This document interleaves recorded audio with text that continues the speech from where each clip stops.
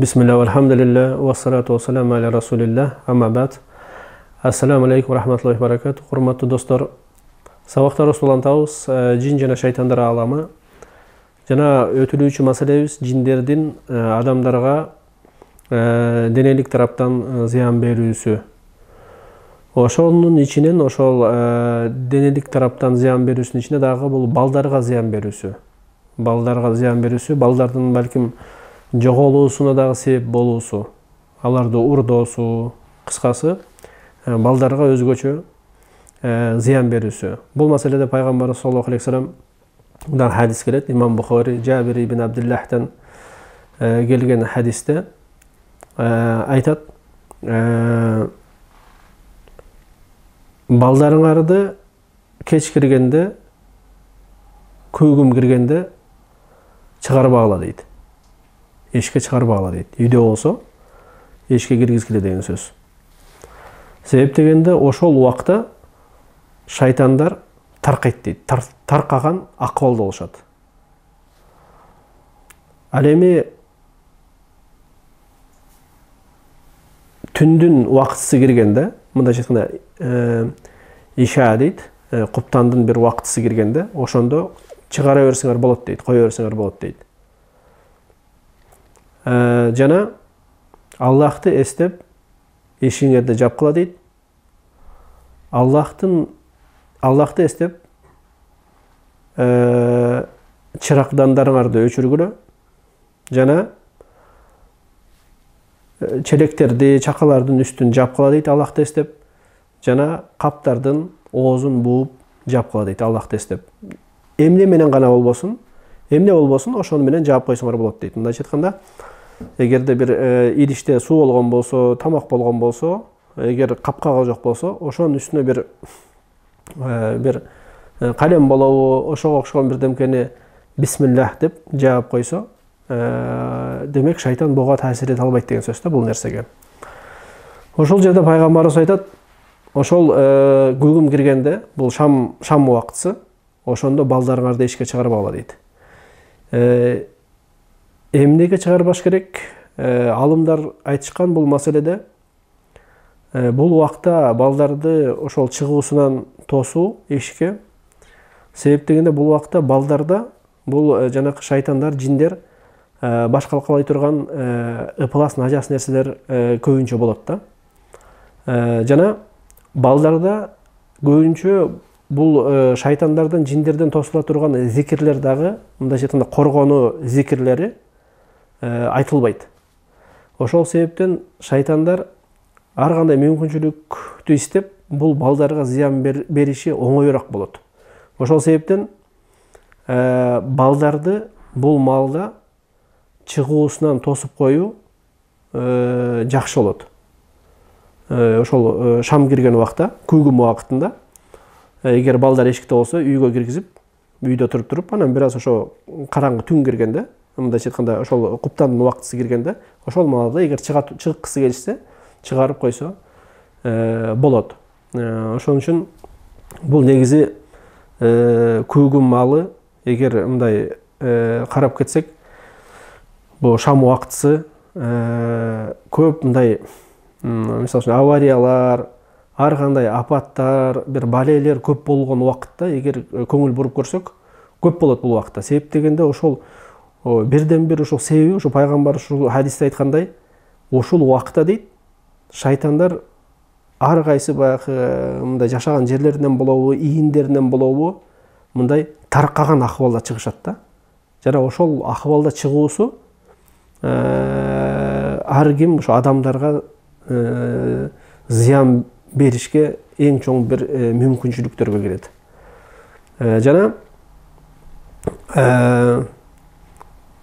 бунун хикматтарынан дагы бири, алымдар айтышат, ушул убакта бул шайтандардын, жиндердин ушул убакта чыгуусунун бир эмеси, таркоосунун бир даанышмандыктарынан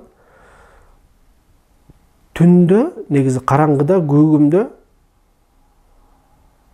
булардын аракет кылуусу, кыймыл аракетине мүмкүнчүлүк жакшыраак болот бөлөк убакытка караганда, күндүзгүгө караганда.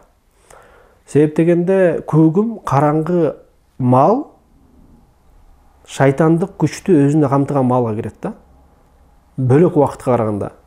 Ошон үчүн бүт мындай кара түстөгү нерсе көбүнчө бул ошол өзүнө көбүнчө шайтандык күчтү өзүнө камтыйт. Ошон үчүн караңгы мал шайтандардын чыгуусуна жана зыян берүүсүнө эң чоң бир мүмкүнчүлүктөр десе болот да. Өзгөчө ошол күгүм малы.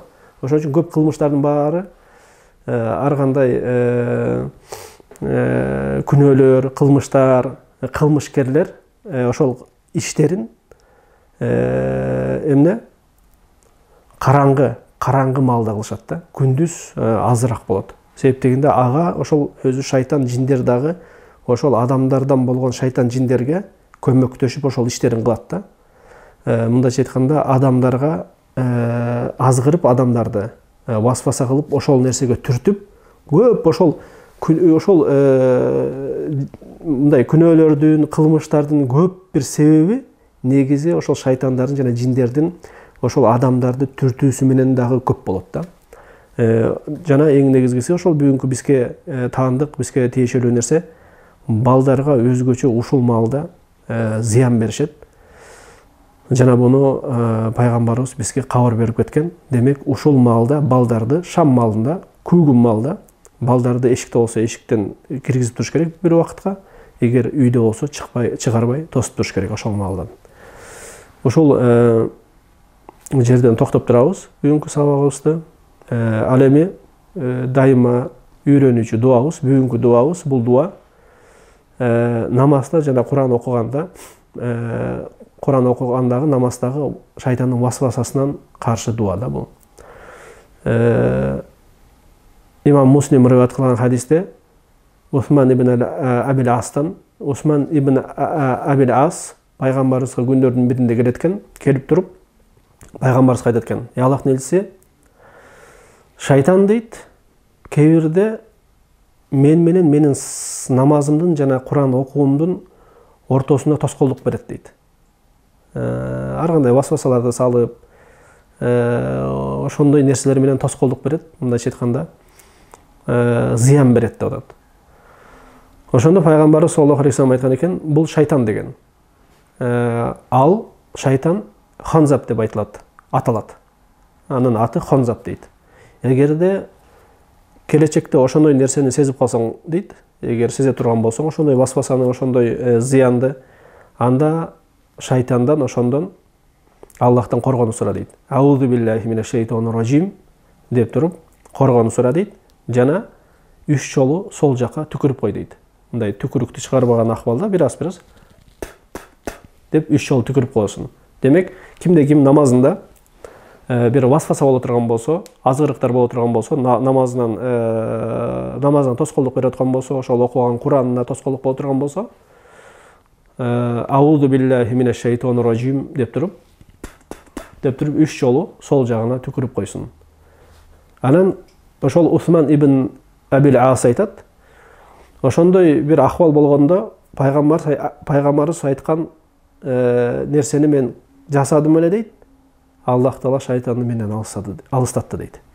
Демек, дайыма унутпаш керек, алыстата турган Аллах Таала. Мындайча айтканда зыянды кетире турган Аллах Таала. Өзүнөн өзү бул нерселер таасир этпейт. Бир гана Аллахтын каалоосу менен. Бирок бул себеп катары бул нерсенин баарын пайгамбарыбыз бизге көрсөтүп кеткендиги үчүн пайгамбарыбыздын сүннөтүн жолдоп, ээрчиген акыбалда Аллахтан гана болот деген ниетте эгер кыла турган болсок, албетте бул нерсе ишке ашат. Аллах Таала баардыгыбызды кандай акыбалда болбосун шайтандын, жиндердин васвасасынан сактасын. Жана ыйманыбызды бекем кылып, бул сабактарыбызды берекелүү кылып дайымдуу кылсын. Субханак Аллахумма ва бихамдика ашхаду ан ла илаха илля анта астагфирука ва атубу илейк. Көрүшкөнчө сак саламат болуңуздар. Ассаламу алейкум ва рахматуллахи ва баракатуху.